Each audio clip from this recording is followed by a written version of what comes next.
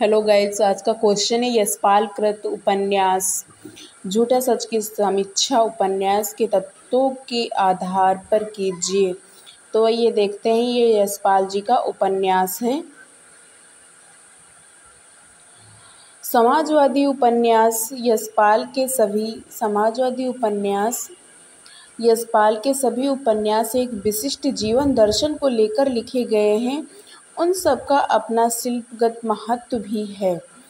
उनके समस्त उपन्यासों में झूठा सच को सर्वश्रेष्ठ रचना माना जाता है।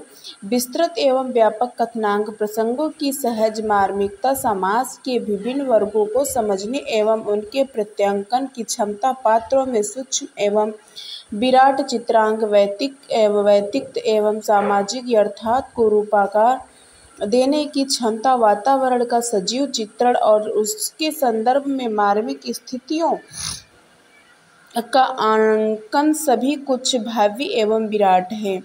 यह विराटता ही उनके इस उपन्यास को महाकाव्यात्मक उपन्यासों की श्रेणी में ला खड़ा करती है। वैसे यशपाल जी की समग्र औपन्यासिक यात्रा अपने विशिष्ट दृष्टिकोण से सुंदर, समीचीन और भव्य है। पर उपन्यास झूठा सच जिस भव्य तथा व्यापक कैनवास पर अंकित किया गया है, उसने यशपाल को कला और जीवन के नए क्षितिज का स्पर्श करते हुए जीवन और समाज के एक वास्तविक भविष्य दृष्टता कलाकार के रूप में हमारे सामने प्रस्तुत किया गया है। उसमें शिल्पगत प्रौढ़ता भी है और कलाकार की अर्थात हृदयहीनता भी है। यद्यपि अपनी सभी रचनाओं में यशपाल श्रेष्ठ है, तथापि इस उपन्यास ने उन्हें निश्चय ही श्रेष्ठतम उपन्यासकारों की श्रेणी में ला खड़ा किया है। अधिकांश विद्वानों ने उपन्यास के 7 तत्व, कथनांक, पात्र एवं चरित्र चित्रण, संवाद, देश काल एवं वातावरण, भाषा शैली, उद्देश्य और शीर्षक स्वीकार किए गए हैं। इन्हीं तत्वों के आधार पर उपन्यास झूठा सच उपन्यास की समीक्षा प्रस्तुत की है। आइए देखते हैं समीक्षा। इनका पहला कथन है कथावस्तु या कथनांक। झूठा सच उपन्यास का कथनांक अपने मूल रूप में वतन और देश तथा देश का भविष्य नामक 2 खंडों में विभाजित है। दोनों खंडों में यद्यपि मुख्य पात्रगत भेद तो नहीं है, तथापि कलागत और स्थानगत 2 भेद अवश्य हैं। पहले भाग के संपूर्ण कथा परिवेश का स्थान अविभाजित पंजाब की राजधानी लाहौर है, जबकि दूसरे भाग कथा परिवेश का मुख्य स्थल भारत की राजधानी दिल्ली है। साथ ही नैनीताल, लखनऊ, जालंधर आदि स्थानों पर भी घटनाक्रम घूमता हुआ दिखाई देता है। मूल चेतना सर्वत्र एक ही है और वह अविभाजित एवं विभाजित देश की नव्य चेतना का चित्रण करना। लाहौर की गलियों तथा बाजारों और शिक्षालयों तथा राजनीतिक समितियों में जिस नीति एवं समाजवादी चेतना ने जन्म लिया था, वह कहीं भी खंडित नहीं होती तथा वह उपन्यास में डॉक्टर प्राण एवं तारापुत्र की विषय के रूप में उस अविभाजित नव्य मानव चेतना की विजय है। झूठा सच का कथा क्षेत्र अत्यंत विकसित और व्यापक है।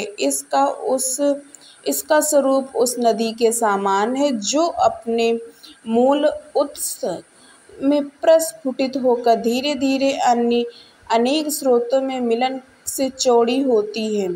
अनेक स्रोतों के मिलन से चौड़ी होती हुई उन विविध स्रोतों को अपने भीतर सहेजती हुई अनंत में अपने गंतव्य सागर में जा मिलती है। उसी प्रकार इनमें मुख्य कथा प्रसंगों का संबंध तारा और जयदेवपुरी से है। उनके साथ देश काल की नव्य चेतना, राजनीतिक, सामाजिक, धार्मिक और सांप्रदायिक कट्टरता, व्यक्तित्व और व्यक्ति सापेक्ष सामाजिकता आदि सभी बातें संबंध हैं। असद, कनक, शीलो, बंती, उर्मिला, सोमराज सहनी गिली आदि अनेक कथा प्रसंग मुख्य कथा के साथ अनंत श्वेता है, ये सब उसके पात्र हैं।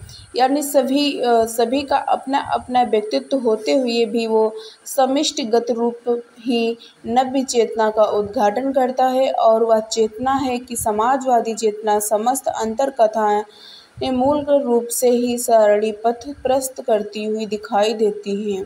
कहीं कुछ भी अनावश्यक नहीं है, सभी कुछ सउद्देश्य एवं सुनियोजित है। यह व्यापकता यशपाल की शिल्पगत विशेषता है।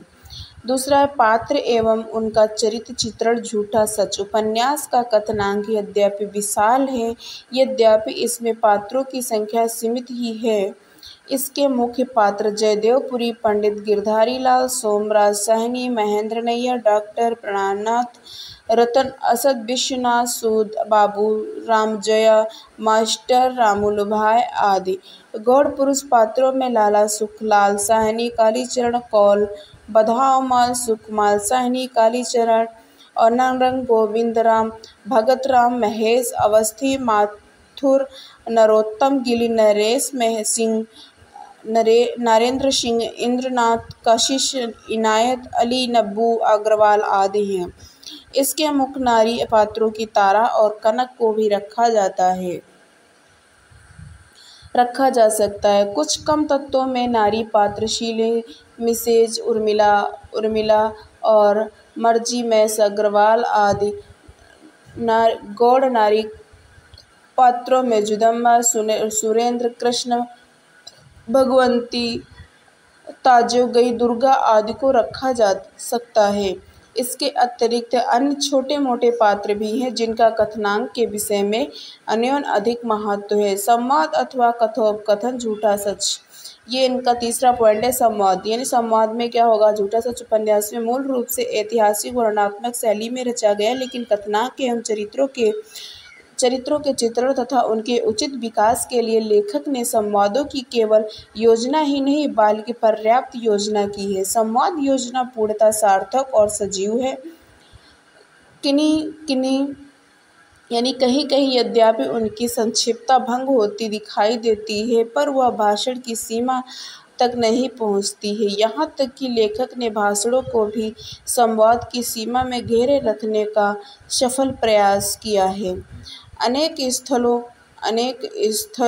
पर तत्कालीन राष्ट्रीय नेताओं के भाषण भी दिए गए हैं, पर उनके उतने ही अंश लेखक ने अंकित किए हैं जिन्हें विषय प्रतिपादन की दृष्टि से आवश्यक है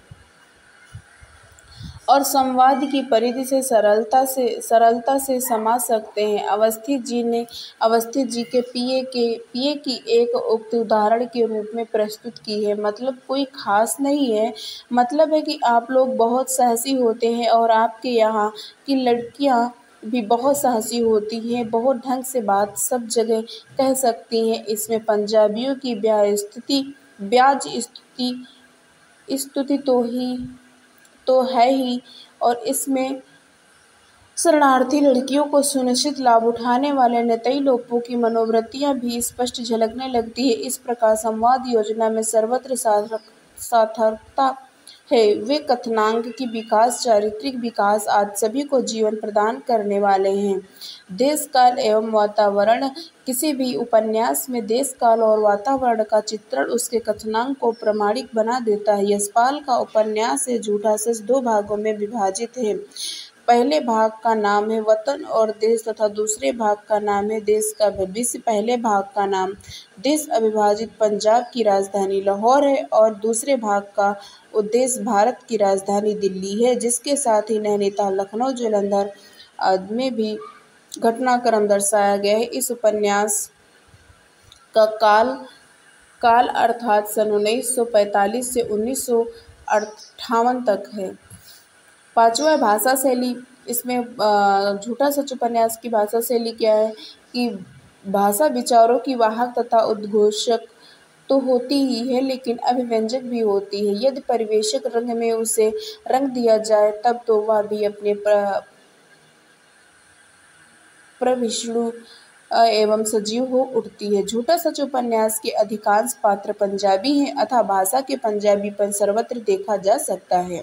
स्थपा, नालंदा, झाई, नाड़ियों, अर्थी, कोली, कोला, नाउन, कर्मों वाली आदि शब्द विशिष्ट पंजाबी पुट के लिए भी यह ठीक है कि मानव वाक्य योजना में लेखक ने कहीं भी पंजाबी बोली को ही नहीं रखा है, पर पंजाबी शब्दों के पुट के कारण उसमें संवदा पंजाबियत झलक पाई है। अर्थात तेरी झाई रसोई में कटोरदान के नीचे रोटी ढक गई और तारा झाई नालंदा दाल सब्जी आदि कुछ नहीं रख गई। तेरे यहाँ कुछ है तो दे जा। इन संवादों को थोड़ा लटका कर बोल दिया जाए तो स्पष्ट रूप से यह पंजाबी की प्रतीत होंगे।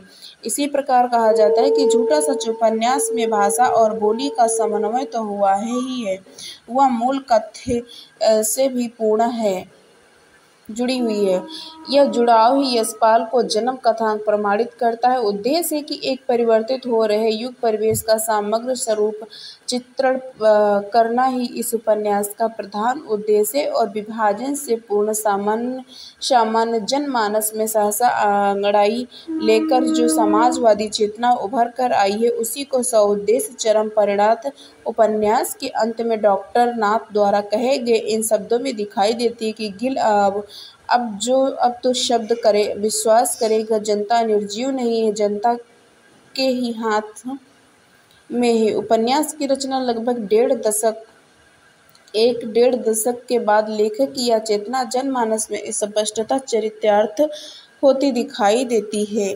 ये है हमारा उपन्यास झूठा सच की समीक्षा। और अगर हमारा वीडियो पसंद आया हो तो हमारे चैनल को सब्सक्राइब और शेयर करिएगा। नमस्कार।